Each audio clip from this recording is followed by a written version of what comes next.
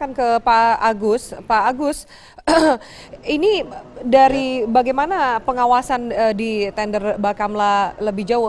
Kita bahas sedikit mengenai Eko yang dulunya adalah PLT Sestama. Apakah kemudian Anda tahu track recordnya seperti apa? Seringkah kemudian bertemu dengan pihak yang ikut atau bahkan memenangi tender di Bakamla? Terima kasih Mbak Afi. Kalau diizinkan saya sedikit klarifikasi berkaitan dengan anggaran, walaupun saya baru 3 hari, saya mencoba mengecek dari LPSE Bakamla. Memang benar Mas Oving tadi katakan bahwa di data tersebut ada 1,8. Tetapi sebagai klarifikasi bahwa setelah saya cek kepada sistem yang di dalam, ternyata yang untuk pengadaan drone itu diblok, tidak diadakan.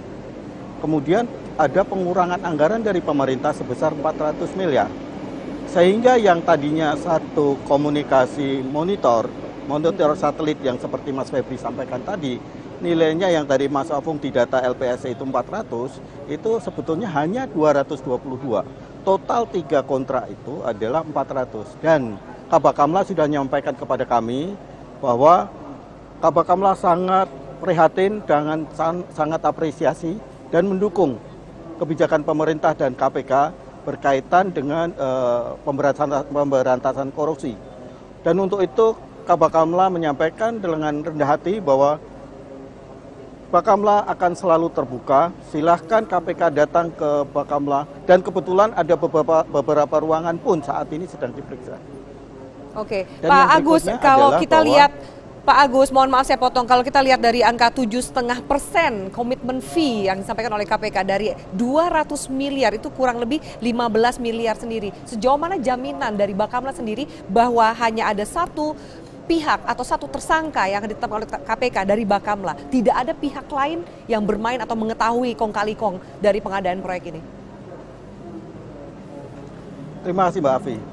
Berkaitan dengan pendalaman materi, kami menyerahkan sepenuhnya kepada KPK, dan kami siap membuka seluas-luasnya, selebar-lebarnya pemeriksaan terhadap staf kami, baik itu pejabat yang di Bakamla maupun bahkan ruangan-ruangan yang ada di Bakamla untuk diperiksa. Karena memang kita tahu bahwa korupsi tidak bisa tidak hanya melibatkan satu orang saja, pasti ada beberapa pihak, dan kami sangat terbuka sekali. Demikian Mbak Afi. Hasil survei Lembaga Survei Indonesia yang menempatkan pasangan Ahok Jarot di urutan teratas elektabilitas Cagup-Cawagup DKI Jakarta memunculkan pertanyaan, apakah warga Jakarta tidak terlalu terpengaruh dengan kasus dugaan penistaan agama yang tengah dihadapi Ahok? Rekan saya Saiku Bagawi akan membedahnya lebih dalam untuk Anda. Silakan Saiku. Ya Sylvia, terima kasih. Selamat malam pemirsa. Ada beberapa hal yang menarik berkaitan dengan masalah hasil survei belakangan ini. Terutama ketika Ahok ditersangkakan sejak pada tanggal 16 November, kemudian berkembang sampai hari ini, terakhir pada tanggal 13 Desember kemarin, Ahok kemudian didudukkan di meja terdakwa. Lantas bagaimana dengan peta elektabilitas Ahok setelah dengan fakta yang semacam itu? Menunjukkan bahwa elektabilitas calon ini apakah kemudian tergerus dengan pasal penistaannya dialamatkan kepada Ahok. Yang kedua, bagaimana dengan kandidat lainnya yang menjadi pesaing Ahok, yaitu pasangan AHY dan pasangan Anies Baswedan. Misalnya bagaimana memobilisasi atau mengkapitalisasi sehingga katakan bisa mengurus elektabilitas Ahok. Ini memang menjadi pertarungan yang menarik, katakan menjelang sampai Februari 2017 mendatang. Seperti yang Anda saksikan di layar ini, dari hasil survei Lembaga Survei Indonesia yang baru dirilis pada hari ini, dan ini survei berdasarkan pada kemampuan untuk melakukan survei responden ini pada sejak awal Desember ini, terlihat bahwa pasangan Basuki Cahayapurnama, terutama katakan ini kita fokuskan pada masalah calon gubernurnya sendiri, Ahok memperoleh 32,9%. Kemudian Agus Harimurti Yudhoyono memperoleh 20,1%, kemudian Anies Baswedan 23,2%. Sekali lagi ini dengan catatan bahwa margin error masih berkisar pada pusaran 3,5%. Di samping itu masih ada orang yang belum menentukan pilihan sampai saat ini. Kalau misalnya Pilkada Jakarta dilaksanakan pada hari ini ada sekitar 18,8%. Yang menarik adalah bahwa elektabilitas Ahok ini bergerak naik semenjak kasus ini bergulir dari katakan 3 bulan lalu, 2 bulan 3 bulannya lalu, kemudian setelah Ahok dinyatakan sebagai tersangka pada 16 November. Pada November, elektabilitas Ahok masih kalah dibandingkan dengan Agus Yudhoyono. Tapi dalam rentang waktu 1 bulan, ketika euforia masyarakat begitu besar dengan kasus ini, ada beberapa hal yang menarik soal masalah bagaimana elektabilitas ini berkaitan dengan pasal penistaan agama. Kita coba lihat hasil survei dari Lembaga Survei Indonesia. Ucapan Ahok yang menistakan agama, sejauh mana masyarakat percaya? Apakah kemudian Ahok melakukan penistaan agama? Di sini disebutkan bahwa hasil surveinya menyebutkan pada awalnya masyarakat begitu tinggi percaya bahwa Ahok telah melakukan penistaan agama, 62,62%. Kemudian pada bulan Desember malah turun menjadi sekitar 54%. Apakah kemudian bagaimana dengan peta yang tidak? Ini juga dilihat bahwa apakah mereka percaya Ahok tidak melakukan penistaan agama, justru malah kemudian mereka yakin Ahok tidak melakukan penistaan agama semakin naik pada bulan Desember 2017, pada 2016 ini. Survei ini bermaksud memang secara proporsional, kredibel, mengambil sampel sekitar 800 responden di Jakarta. Kita lihat pada grafik berikutnya. Di sini, pernahkah Anda menonton video rekaman Ahok yang pernah diunggah oleh katakan Pemprov DKI Jakarta pada tanggal 27 September 2016 lalu? Pada awalnya, pada bulan November, masyarakat cukup rendah. Tidak terlalu antusias untuk menyaksikan video yang menjadi heboh, yang kemudian menjadi viral, yang kemudian menjadi perbincangan, dan kemudian mengantarkan Ahok ke kursi terdakwa pada tanggal 13 Desember lalu. Di sini terlihat bahwa kemudian masyarakat penasaran, dalam tanda petik, untuk bisa mengklarifikasi sejauh mana kebenaran dari video itu. Apakah betul-betul video itu Ahok melakukan penistaan, atau kemudian ada semacam stigma tertentu. Di sini terlihat bahwa kemudian hasilnya masyarakat telah menyaksikan hasil video yang diunggah oleh Pemprov DKI Jakarta, maupun kemudian video yang kemudian sudah dicuplik oleh katakan Buniyani yang kemudian menjadi viral belakangan ini. Kemudian ada lagi soal hasil rekaman video berikutnya, soal masalah apakah kemudian pengadilan, kita lihat berikutnya, masalah Ahok meminta maaf. Apakah kemudian yakin dengan berkali-kali Ahok di Lembang di beberapa kesempatan meminta maaf secara terus terang, baik melalui media maupun media elektronik maupun melalui katakan Twitternya, masyarakat akhirnya lebih banyak memilih bahwa apa yang dilakukan Ahok dengan meminta maaf itu dilakukan secara tulus pada November dibandingkan dengan Desember justru semakin naik. Kemudian pada grafik berikutnya lagi, percaya pengadilan. Ini menarik sekali. Apakah kemudian masyarakat percaya apapun hasil keputusan sidang Ahok nantinya? Apakah kemudian Ahok dihukum bersalah atau tidak bersalah? 79% masyarakat Jakarta khususnya percaya apapun yang akan diputuskan oleh pengadilan. Artinya apa yang akan dilakukan oleh Pengadilan Negeri Jakarta Utara memutus tentang perkara Ahok ini, mereka melihat bahwa Pengadilan Negeri Jakarta akan bersikap fair secara objektif. Ini sangat menarik, Sylvia. Jadi bagaimana kemudian ini bisa menjadi perbincangan, diskursus yang menarik katakan belakangan ini sampai karena kemudian Ahok didudukkan di penjara terdakwa ini. Menerima hasil keputusan pengadilan, bahwa apapun hasilnya Ahok misalnya 71% di sini masyarakat yakin akan percaya apapun hasil pengadilannya. Kemudian hanya ada 6% masyarakat mempertanyakan kalau misalnya Ahok diputus bersalah, apakah kemudian mereka percaya. Yang 14% ini menyebutkan bahwa mereka tidak begitu percaya kalau kemudian Ahok dinyatakan tidak bersalah. Jadi pemirsa, ini menggambarkan apapun hasil survei ini, menggambarkan katakan fenomena Jakarta belakangan ini, terutama di dalam pertarungan pilkada di Jakarta, berkaitan dengan Ahok yang kemudian didudukkan sampai ke kursi terdakwa. bagaimana kemudian masyarakat bisa memilahkan antara Pilkada DKI Jakarta dengan kasus hukum Ahok. Ini juga bisa mencerminkan bagaimana kita sebagai masyarakat Jakarta dan warga Indonesia khususnya bisa menerima secara objektif apapun hasil pengadilan nanti. Demikian, Zilvia. Terima kasih Saiku Bagowi atas pemaparan Anda. Pemirsa, inilah headline news pukul 1 waktu Indonesia Barat. 4.200 lebih rumah warga di Tuban, Jawa Timur masih terendam banjir luapan Sungai Bengawan Solo. Banjir sudah melanda Tuban selama sepekan terakhir. Pantauan tim Metro TV dari atas perbukitan Kapur di sisi utara aliran Bengawan Solo menunjukkan luasnya banjir. Selama sepekan terakhir, banjir akibat luapan Sungai Bengawan Solo masih merendam 34 desa dari 5 kecamatan di Tuban. Ketinggian air mencapai rata-rata 1 hingga 2 meter. 4 desa diantaranya terisolasi dengan 14.500 lebih jiwa terdampak. Namun demikian, hampir sebagian besar warga masih enggan mengungsi. Sejumlah petugas melakukan patroli keliling menggunakan perahu untuk menjaga keamanan dan menawarkan perahu untuk beraktivitas. Badan Penanggulangan Bencana Daerah BPBD Tuban mencatat banjir tahun ini adalah yang terparah dalam 5 tahun terakhir.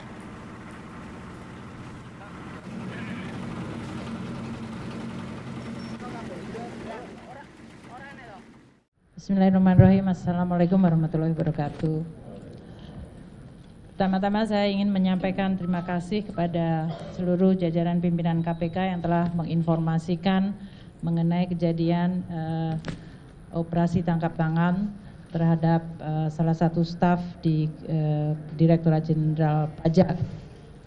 Tentunya saya sangat kecewa terhadap tindakan dari aparat pajak, terutama pada saat kami semuanya sedang di dalam proses untuk membangun kembali kepercayaan wajib pajak melalui suatu program tax amnesty yang ini menggambarkan dibutuhkannya kepercayaan dua belah pihak, yaitu dari wajib pajak dan juga dari aparat pajak. Tindakan yang dilakukan oleh Oknum HS dari Direktorat Jenderal Pajak mencerminkan suatu pengkhianatan terhadap prinsip-prinsip tata kelola yang baik, integritas, dan kejujuran yang selama ini merupakan nilai-nilai yang dianut oleh Kementerian Keuangan dan Direktorat Jenderal Pajak. Jadi ini merupakan suatu tindakan yang mencederai nilai-nilai dan tentu juga mencederai kepercayaan dari koleganya yang lain. Seperti dikatakan oleh pimpinan KPK, Pak Agus, bahwa sebagian besar dari jajaran Direktorat Jenderal Pajak adalah para aparat yang punya komitmen tinggi untuk membangun institusi pajak menjadi institusi yang bisa dipercaya oleh publik untuk mengumpulkan kewajiban sangat mengecewakan bagi seluruh jajaran Direktorat Jenderal Pajak dan tentu bagi pimpinan di Kementerian Keuangan termasuk saya sendiri secara pribadi yang sangat kecewa. Kami Kementerian Keuangan, saya sendiri akan terus mendukung langkah KPK untuk mengusut kasus ini secara tuntas. Kasus ini sudah masuk di dalam proses penegakan hukum dan oleh karena itu Kementerian Keuangan akan berkomitmen membuka akses yang seluas-luasnya bagi KPK untuk mendalami kasus ini. Karena saya sangat menginginkan bahwa momentum ini akan menjadi salah satu trigger atau pemicu yang kredibel bagi pembersihan dan perbaikan Direktorat Jenderal Pajak. Kalau kami selama ini berkomunikasi bahwa melalui tax amnesty dan reformasi kami ingin membangun kepercayaan publik, maka kami menganggap bahwa hikmah dari OTT ini adalah suatu upaya yang jauh lebih sistematis dan kredibel untuk membangun Direktorat Jenderal Pajak yang bersih dari korupsi dan memiliki nilai integritas yang baik. Kami juga akan bekerja sama dengan KPK untuk mengintensifkan berbagai upaya pencegahan korupsi dan memperbaiki sistem tidak hanya di Direktorat Jenderal Pajak, tadi di Kementerian Keuangan keseluruhan. Kami menganggap bahwa Kementerian Keuangan merupakan lembaga yang sangat penting, sangat strategis yang memiliki amanah untuk mengelola keuangan negara secara bersih dan kredibel. Dan itu tidak mungkin dilakukan secara sendiri tanpa ada bantuan dan dukungan dari institusi yang kredibel seperti KPK. Sehingga saya sangat menyambut dan meminta untuk KPK membantu kami. Sehubungan dengan reformasi di Direktorat Jenderal Pajak yang telah saya sampaikan beberapa saat ini, maka saya akan segera membentuk dan mengumumkan tim reformasi di Direktorat Jenderal Pajak yang tidak hanya menyangkut masalah korupsi, tapi menyangkut ada 5 hal yang sangat strategis. Yang tentu pertama adalah masalah SDM dan Code of Conduct, yang ini menyangkut masalah integriti, pembersihan terhadap aspek-aspek korupsi, tapi lebih kepada juga perbaikan skill, kompeten, dan profesionalisme. Yang kedua adalah menyangkut masalah information system dan database, karena ini akan sangat membantu kami untuk mengidentifikasikan kewajiban dari wajib pajak secara objektif dan mengurangi interaksi dari aparat pajak secara tidak perlu yang kemudian bisa menimbulkan berbagai transaksi seperti yang terjadi pada OTT ini. Yang ketiga, kami perlu dan memandang penting untuk memperbaiki bisnis proses. Selamat malam, Anda menyaksikan Headline News pukul 21 waktu Indonesia Barat. Pemirsa, Polda Metro Jaya telah menetapkan Buniyani sebagai tersangka terkait dugaan pencemaran nama baik. Untuk mengetahui informasi selengkapnya, kita simak langsung mendengarkan keterangan pers dari Kabid Humas Polda Metro Jaya, Kombes Pol Awi Setiono. Romawi 10 2016 PMJ di Reskrim Sus pada tanggal 7 Oktober 2016. Kita ketahui bersama bahwasannya LB tersebut pelapornya adalah Andi Windo Wahidin SHMH. Kasusnya tentang pencemaran nama baik dan penghasutan atau SARA. Adapun untuk identitas terlapor, yaitu nama BY, jenis kelamin laki-laki, tempat tanggal lahir Lombok Timur 16 Mei 1969, pekerjaan dosen agama Islam, Kewarganegaraan Indonesia, alamat Kalibaru, Permai, Blok B2,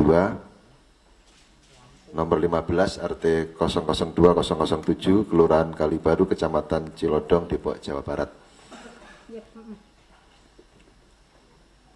Hasil dari proses penyidikan selama ini yang telah dilakukan oleh Subdit Cybercrime Polda Metro Jaya sudah melakukan pemeriksaan terhadap saksi-saksi, kemudian saksi ahli, sampai dengan hari ini kita telah melakukan pemanggilan terhadap terlapor. Tadi pagi sekitar jam berapa tadi Pak Roberto? Jam 11 ya. Ya, kita panggil jam 10, jam 11 hadir sebagai saksi, dan tadi sampai dengan pukul sekitar 19.30 ya. Selesai dilakukan pemeriksaan sebagai saksi. Namun demikian dengan hasil pemeriksaan, hasil konstruksi hukum, pengumpulan alat-alat bukti dari penyidik pada kesempatan malam hari ini sekitar pukul 20.00 dengan bukti permulaan yang cukup, yang bersangkutan saudara BY kita naikkan statusnya menjadi tersangka. Bahwasanya yang bersangkutan dari tuduhan persangkaan oleh pelapor terkait dengan pencemaran nama baik dan penghasutan SARA yang dapat kita penuhi terkait dengan unsur-unsur perbuatan pidananya, yaitu terkait dengan. Kita beralih ke informasi. Penyidik Polda Metro Jaya memanggil sejumlah saksi untuk mendalami kasus penghadangan kampanye yang terjadi pada pasangan Cagup dan Cawagup DKI Jakarta, Basuki Cahayapurnama dan Jarod Saiful Hidayat di kawasan Kembangan Utara. Cawagup petahana Jarod Saiful Hidayat menjadi salah satu saksi yang hadir untuk memberikan keterangan. Kita bergabung bersama dengan rekan kami Aftian Siswoyo langsung dari Mapolda Metro Jaya di Jakarta untuk informasi selengkapnya. Aftian, apa saja keterangan yang disampaikan Jarod Saiful Hidayat sebagai saksi kepada penyidik Polda Metro Jaya? Robert, hari ini Jarod Saiful Hidayat tiba di Mapolda Metro Jaya pada pukul 16 waktu Indonesia Barat, dan Jarod sempat memberikan beberapa keterangan kepada awak media bahwa terkait kehadirannya hari ini adalah berkapasitas sebagai saksi terkait kasus penghadangan ketika melakukan kampanye di kawasan Kembangan Utara. Dan di sini Jarod juga akan memberikan penjelasan serta klarifikasi atas tindak pidana pilkada yang dialami. Kemudian Jarod juga menjelaskan bahwa banyak sekali yang melakukan penghadangan ketika melakukan kampanye di kawasan Kembangan Utara, baik ketika Jarod berada di lapangan ataupun ketika melakukan sholat asar di masjid. Dan dalam minggu ini pihak kepolisian akan menyelesaikan berkas perkara dan diserahkan ke jaksa penuntut umum untuk proses tindak lanjut. Dan selain Jarod, hari ini juga dihadirkan 11 orang saksi lainnya untuk memberikan keterangan. Dan hingga saat ini memang pihak kepolisian masih belum menetapkan tersangka dalam kasus penghadangan yang dilakukan oleh salah satu warga berinisial NS yang disebut sebagai komandan lapangan. Dan tadi setelah kehadiran Jarod, tadi juga hadir dalam pemanggilan hari ini adalah Ketua DPRD DKI Jakarta, Prasetyo Edy, dan di sini Prasetyo Edy mengatakan bahwa mengetahui terkait permasalahan ini, yaitu permasalahan penghadangan ketika melakukan kampanye di kawasan Kembangan Utara. Prasetyo Edy juga meskipun tidak mengikuti kampanye di kawasan Kembangan Utara, namun sebagai ketua tim hari ini datang berkapasitas sebagai saksi. Dan Prasetyo Edy juga menjelaskan bahwa ada beberapa bukti yang dibawa, termasuk yaitu bukti video dan juga beberapa bukti foto. Dan berikut merupakan pernyataan selengkapnya dari Jarod Saiful Hidayat. Terlapornya hanya NS saja yang di Kembangan itu atau ada yang lain? Saya tidak tapi kemungkinan itu kan ada banyak yang menghadang ya. Baik menghadang pada saat di lapangan maupun pada saat saya sudah ke tempatnya Pak Haji Saman dan menunaikan ibadah sholat asar, itu masih Pak, mereka ikut. Pak, sudah menyebut ada keterlibatan tokoh politik di balik penghadangan itu, siapa sebenarnya Pak? Saya nggak ngerti, tanyakan pada penyidik nanti ya. Tugasnya Panwas, tugasnya polisi untuk bisa menyidik. Robert. Baik, terima kasih Aftian Siswoyo atas informasi Anda.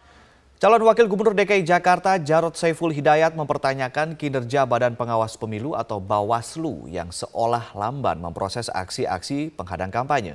Peneliti Divisi Hukum Perludem, Fadli Ramadhani, menilai Bawaslu dan polisi harus menindak tegas pelaku yang mengganggu hak konstitusional paslon untuk memberikan efek jerah. Main aja ke PD.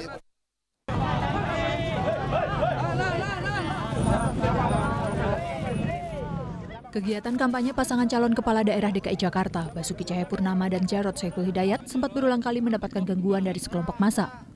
Tercatat telah lebih dari 5 kali pasangan Ahok Jarod dihadang sejak masa kampanye digelar pada 28 Oktober lalu.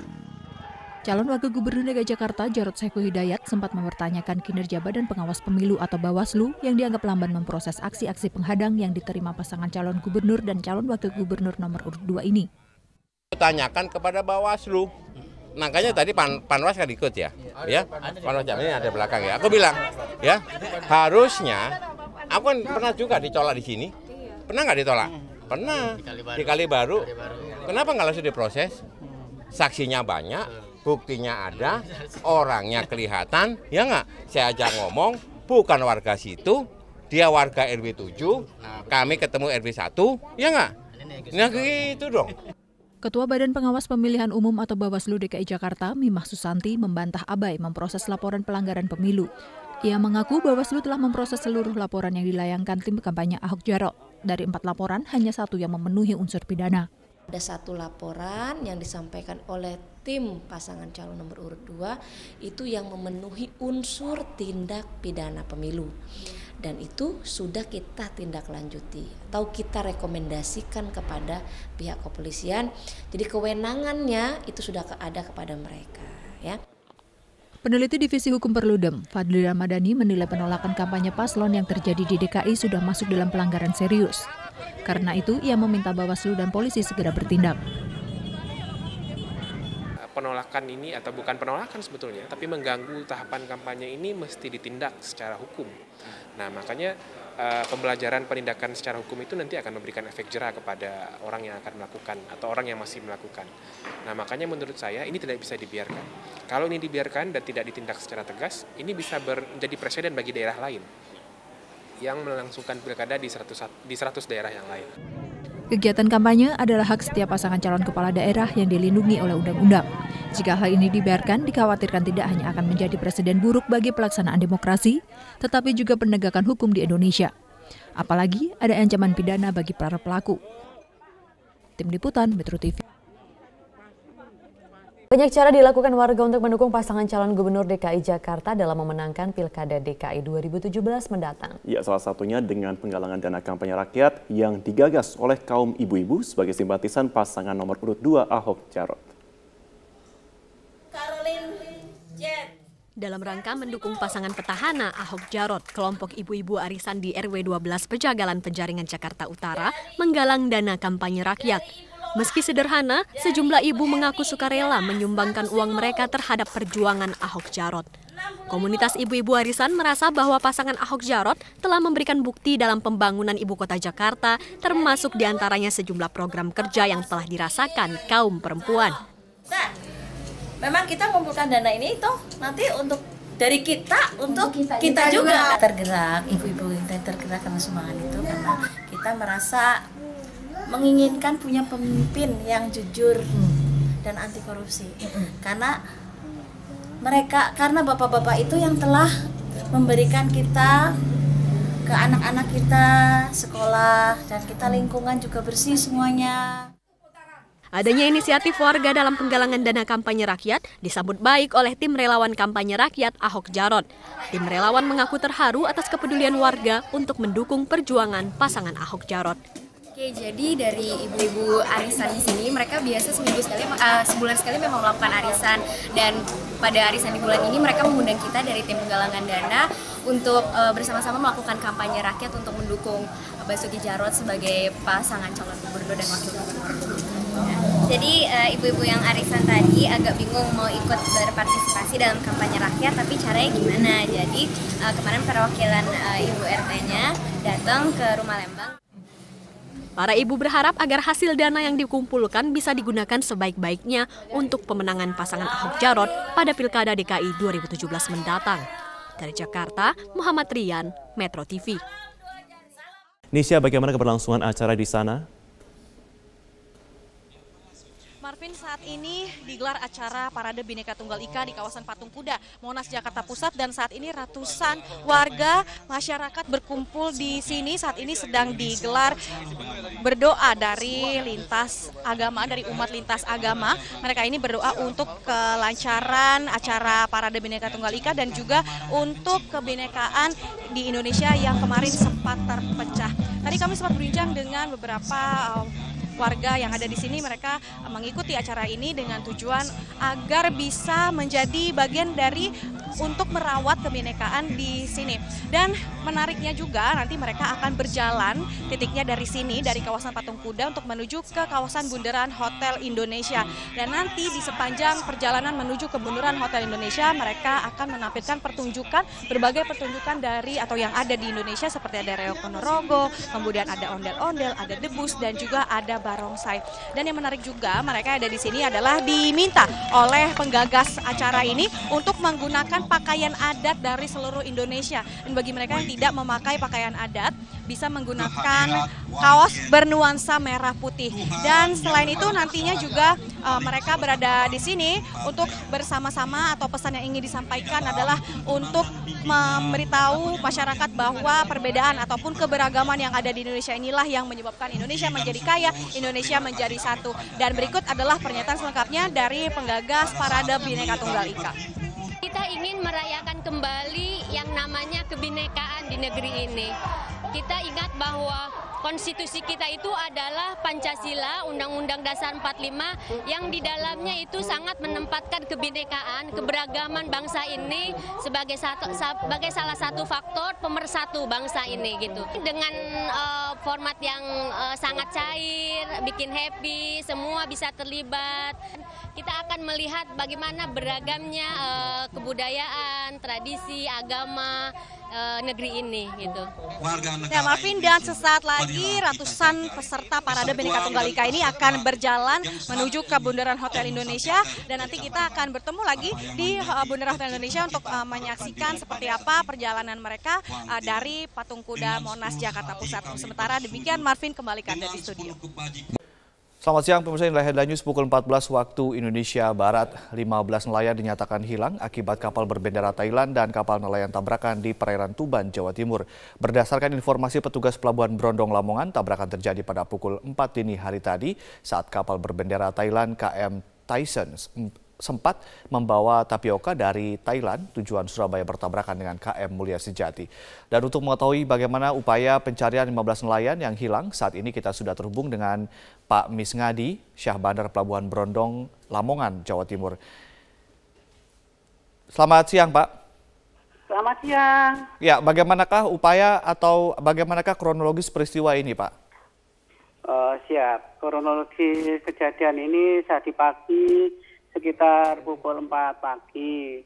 Itu kapal nelayan Mulia Sejati ditabrak MV Tyson 4. Ya. Di posisi kurang lebih 17 mil dari Pelabuhan Brondong gitu, Pak. Ya. Bagaimanakah upaya pencarian saat ini, Pak? Untuk posisi sekarang sudah dalam taraf evakuasi terhadap 12 orang yang selamat. Untuk yang 15 masih belum diketahui nasibnya. Jadi ini yang 12 untuk dievakuasi ke Pelabuhan Lamongan Sorbes untuk mendapatkan pertolongan lebih lanjut gitu, Pak. Jadi masih 15 orang masih dicari ya, Pak Misngadi ya? Siap, ini Basarnas beserta tim lainnya menyisir para korban tersebut untuk mencari keberadaan mereka gitu, Pak. Baik, Pak Misngadi, dari 15 orang yang masih dicari, apakah warga negara mereka semua warga negara Indonesia, Pak? Oh, yang dicari ini warga negara kita, Pak. Ini baik. Nelayan dari Juwana, Jawa Tengah gitu, Pak. Ya. Baik, terima kasih Pak Misngadi telah memberikan informasi kepada kami. Selamat malam pemirsa, aksi teror terhadap kandidat kepala daerah kembali terjadi di Provinsi Aceh. Kali ini penembakan terjadi di rumah calon gubernur Aceh Tarmizi Karim oleh orang tidak dikenal. Dan untuk mengetahui informasi selengkapnya, kita terhubung dengan Dazen Frila langsung dari Banda Aceh. Dazen, bagaimana kronologi penembakan rumah Tarmizi Karim? Ya, Rory, dari informasi yang kami peroleh, aksi penembakan ini terjadi pada Rabu malam sekitar pukul 19 waktu Indonesia Barat di kediaman salah satu calon gubernur Aceh bernomor urut 1 Tarmizi Karim, yaitu tepatnya terletak di Jalan Todak Gampong, Bandar Baru, Dusun Piranha, Kecamatan Kuta Alam, Kota Banda Aceh. Tidak ada korban jiwa dalam peristiwa ini, dan menurut keterangan saksi mata, yaitu Fahri, anak dari Tarmizi Karim sendiri, mendengar suara letusan setelah sempat melihat seorang sosok yang melintas di luar pagar kediamannya dengan menggunakan 1 unit sepeda motor. Fahri sendiri tidak mengetahui bahwa suara tersebut adalah suara letusan senjata api, dan ia baru mengetahui aksi ini adalah aksi teror atau penembakan setelah diberitahu pihak Pamtub atau pengamanan tertutup Tarmizi Karim bahwa terdapat lubang bekas tembakan di pagar rumahnya yang juga terpantul pada pagar garasi. Sementara selongsong peluru juga telah ditemukan di dalam areal rumah, dan insiden ini terjadi ketika Tarmizi dan keluarga sedang dalam perjalanan dari Kabupaten Aceh Timur menuju Kota Banda Aceh. Hingga saat ini pihak kepolisian belum dapat mengungkap motif ataupun pelaku di balik penembakan ini, dan saat ini masih melakukan pemeriksaan karena pihak Tarmizi Karim sendiri baru menyampaikan laporan kasus ini pada sore hari tadi, Rory. Sementara olah TKP akan segera dilakukan dalam waktu dekat. Dan menanggapi insiden ini, Tarmizi Karim sendiri yang maju dalam Pilgub Aceh melalui jalur independen mengatakan aksi penembakan ini merupakan bentuk teror yang telah mengganggu kedamaian pilkada, namun pihaknya tetap menghimbau kepada seluruh tim sukses dan para pendukung untuk tetap tenang dan tidak terprovokasi oleh kejadian ini. Berikut kita dengarkan salah satu petikan wawancara kami dengan calon gubernur Aceh Tarmizi Karim. Sebetulnya seperti tadi kita sudah kumpul juga dengan tim kita, tim sukses di dalam pilkada ini. Saya memintakan kepada mereka agar sabar tenang, oleh karena ini sudah ditangani oleh polisi dengan bagus sekali sejak awal tadi pagi. Dan sebetulnya ini kan bertentangan dengan semangat pilkada damai. Itu yang baru seminggu yang lalu kita sudah kumpul di Mapolda di bawah koordinasi Pak Kapolda dan pengarahan Bapak Gubernur, yang semangat kita kan spirit kedamaian ini.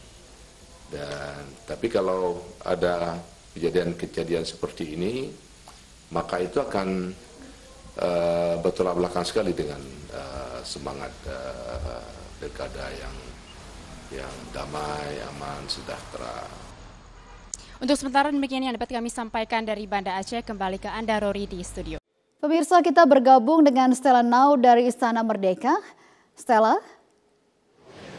ini adalah pertemuan yang kedua antara kedua tokoh dalam sebulan terakhir ini. Sebenarnya apa yang ingin disampaikan oleh kedua tokoh ini yang pernah menjadi rival dalam Pilpres 2014 lalu?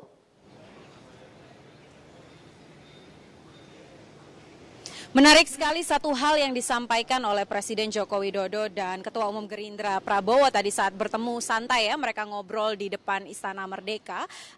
Satu hal yang ingin ditekankan adalah bagaimana dalam menjaga perdamaian dan juga kesatuan NKRI ini, itu tidak hanya saja Presiden yang bisa berperan, tetapi juga semua tokoh bangsa juga bisa ikut turut memerankan peran penting untuk menekankan kepada masyarakat Indonesia bahwa NKRI adalah harga mati. Dan ini kalau kita ambil istilah uniknya ya, tadi sempat disinggung juga oleh Prabowo, ini adalah kunjungan nasi goreng berbalas ikan bakar. Artinya kemarin pada akhir Oktober ketika Presiden Joko Widodo berkunjung ke Hambalang itu disediakan nasi goreng, namun ketika Ketua Umum Gerindra Prabowo hadir di sana, kali ini dihadirkan ikan bakar. Seperti itulah suasana hangat dan juga akrab yang digambarkan oleh mantan rival antara Presiden Joko Widodo dan juga Ketua Umum Gerindra Prabowo. Selain itu juga tadi Presiden Joko Widodo menyampaikan bahwa sayang sekali kalau hanya perbedaan politik, kalau hanya perbedaan pandangan dalam sebuah tatanan menjalankan pemerintahan itu menjadi pengganggu dan kemudian merugikan masyarakat, menjadi halangan bagi kita untuk membangun bangsa Indonesia. Karena kalau kita lihat pada tanggal demo 4 November kemarin, sebenarnya safari-safari politik seperti ini itu sudah dilakukan oleh Presiden Joko Widodo, tidak hanya kepada partai, tapi juga di kalangan pemuka agama, dan juga banyak diskusi-diskusi yang juga sudah dilakukan oleh Presiden Joko Widodo. Namun menarik kita ikuti langsung bagaimana pernyataan Presiden ini untuk menekankan bahwa NKRI adalah harga mati. Berikut pernyataan Presiden Joko Widodo. Dan saya dengan Pak Prabowo juga berkomitmen untuk bersama-sama menjaga Indonesia yang majemuk ini. Jangan kita tidak menginginkan kita terpecah belah gara-gara perbedaan politik. Tidak. Karena sangat mahal harganya bagi negara kesatuan Republik Indonesia. Selain itu, Prita, kami juga menanyakan kepada Ketua Umum Gerindra Prabowo, apakah memang masih perlu jika masyarakat yang tidak setuju dengan pengurusan atau proses hukum Gubernur DKI Basuki Cahayapurnama ini turun ke jalan lagi. Karena banyak sekali informasi yang berkembang di sosial media, itu tanggal 25 November akan ada aksi susulan. Di sini Prabowo menekankan sebagai salah satunya juga tokoh bangsa adalah kita harus mempercayakan proses hukum yang sudah berjalan. Karena memang sejak sebelum tanggal 4 November sebenarnya proses hukum terhadap Basuki Cahayapurnama itu sudah dilakukan oleh pihak kepolisian. Jadi ketika kemarin sudah digelar perkaranya, sudah jelas status hukumnya, tentunya kita harus menunggu lebih lanjut apakah kepolisian akan bekerja secara profesional atau tidak, itu yang harus diawasi. Sehingga tidak perlu lagi ada aksi turun ke jalan yang kemudian berujung gaduh ataupun ricuh. Seperti apa pernyataannya, kita ikuti langsung pernyataan Ketua Umum Gerindra Prabowo. Tidak akan malu-malu dan segan, saya akan selalu menganjurkan kesejukan. Jadi bukan menghadapi 25, Pak. Setiap saat saya akan menganjurkan selalu untuk kita tidak usah gaduh, jangan gontoan, jangan tegang. Kesimpulan yang disampaikan oleh pertemuan Presiden Joko Widodo dan Ketua Umum Gerindra Prabowo hari ini adalah satu, Prita. Artinya negara kita adalah negara demokrasi. Siapapun yang turun ke jalan, siapapun yang menyuarakan pendapatnya harus dihormati. Tetapi tetap yang harus dijalankan untuk menyelesaikan semua permasalahan ini adalah hukum. Prita.